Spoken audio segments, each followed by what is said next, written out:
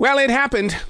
I experienced the eclipse. It was a moment of spiritual participation.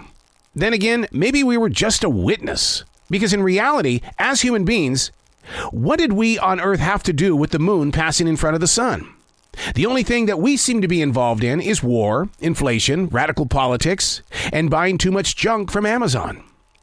Experiencing the eclipse slowed everything down for about 90 minutes. But who was counting? Because I'm so in touch with nature and this forest that I live in, I did take note of nothing moving except our lips in conversation. The most haunting part of the experience took place right there at the peak of the eclipse when a huge crane from the nearby lake flew very close to the ground right there in front of us.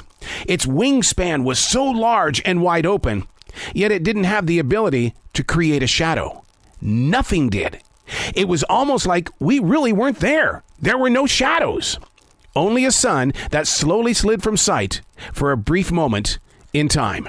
Hey, it's Arrow. This is The Daily Mess, a chronological walk through an everyday world. I am a daily writer, a silent wolf. That means I sit on the edge and I watch, I listen, I experience, and then you write about it to create conversation for a different day. This is The Daily Mess.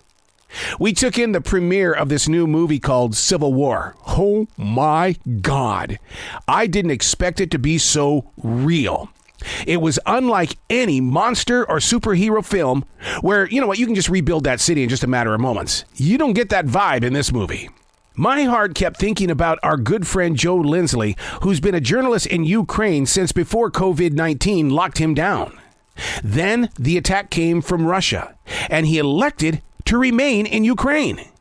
He sent me a video last night where he's interviewing a minister about how the people living on the Ukraine-Russian border see bombs bursting nearly every day and night.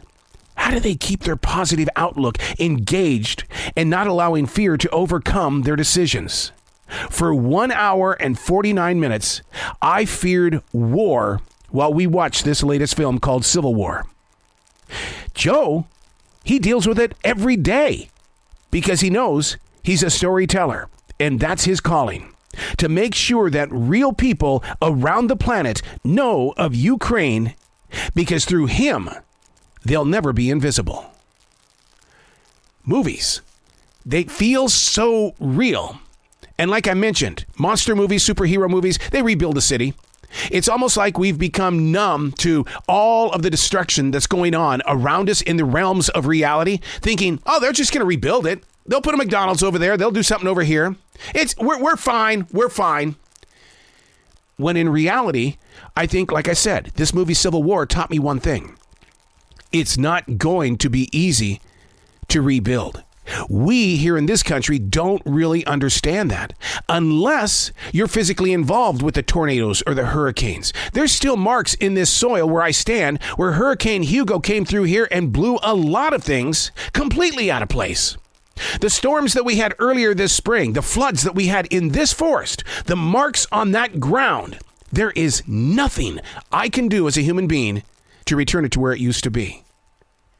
Paying attention to where we presently stand while being extremely grateful for even getting this opportunity.